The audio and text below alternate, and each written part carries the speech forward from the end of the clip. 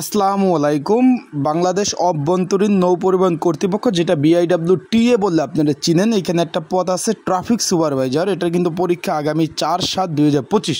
আজকে আমি আপনাদের দেখাবো তারা কোথায় থাকে, তাদের থাকা খাওয়া কোথায় তারা থাকে এবং খাওয়া দাওয়া করে, এবং থাকার সুব্যবস্থা কোথায়। চাকরি হওয়ার পরে এই যে ট্রাফিক সুপারভাইজার পদে যে আপনারা BIWTA চাকরি হওয়ার পর কোথায় থাকবেন, এই যে দেখতে পাচ্ছেন আমার হাতে সুবিশাল তাদের একটা অফিস। এটা হলো BIWTA আরিচা ড্রেজার অফিস। একটু খেয়াল করেন, আপনারা দেখতে পাচ্ছেন বিশাল বড় তাদের ড্রেজার অফিস। একটু খেয়াল করতে পারেন, এই যে যেটা জুম করে দেখেছে এইটাই মূলত স্টাফ কোয়ার্টার। এইখানেই কিন্তু থাকা, মানে এখানেই তারা থাকা খাওয়ার সুব্যবস্থা রয়েছে।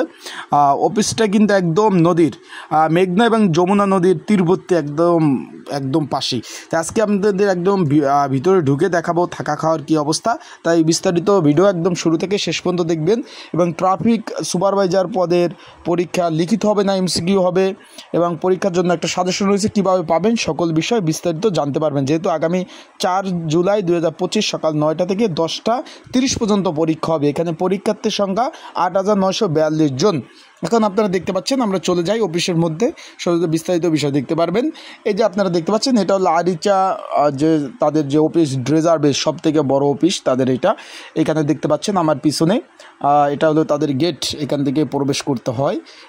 এখানে কিন্তু এই যে মনোরম পরিবেশ, একদম পদ্মা এবং যমুনা নদীর তীরবর্তী কিন্তু তাদের অফিসটা আপনারা দেখতে পাচ্ছেন। এই যে আমার পিছনেই এটা কিন্তু গেটের পাশে কিন্তু মসজিদ রয়েছে, নামাজ পড়ার স্থান আপনারা দেখতে পাচ্ছেন। এই সাইটে এখন আমার পিছনে দেখতে পাচ্ছেন, এইটা তাদের অফিস দেখতে পাচ্ছেন। এখানে অফিস কক্ষ, এখানে কিন্তু ড্রেজার বেস বিভিন্ন অফিস কার্যক্রম তারা পরিচালনা করে থাকে।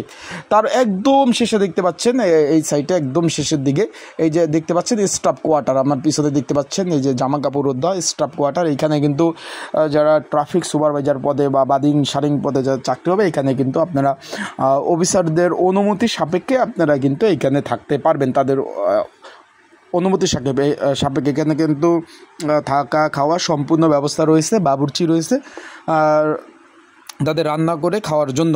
আশা করি বিষয়বস্তু বুঝতে পারছেন। এটা অফিসের মধ্যে ফুল গাছ দেখতে পাচ্ছেন, মনোরম পরিবেশ।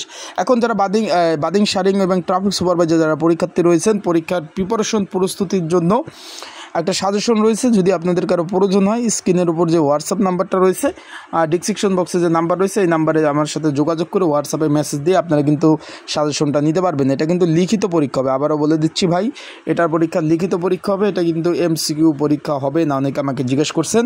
তো অবশ্যই আপনারা প্রিপারেশন প্রস্তুতির জন্য যাদের সাজেশন প্রয়োজন, স্ক্রিনের উপর নাম্বার আর ডিসক্রিপশন বক্সের নাম্বারে আপনারা কিন্তু যোগাযোগ করতে পারেন।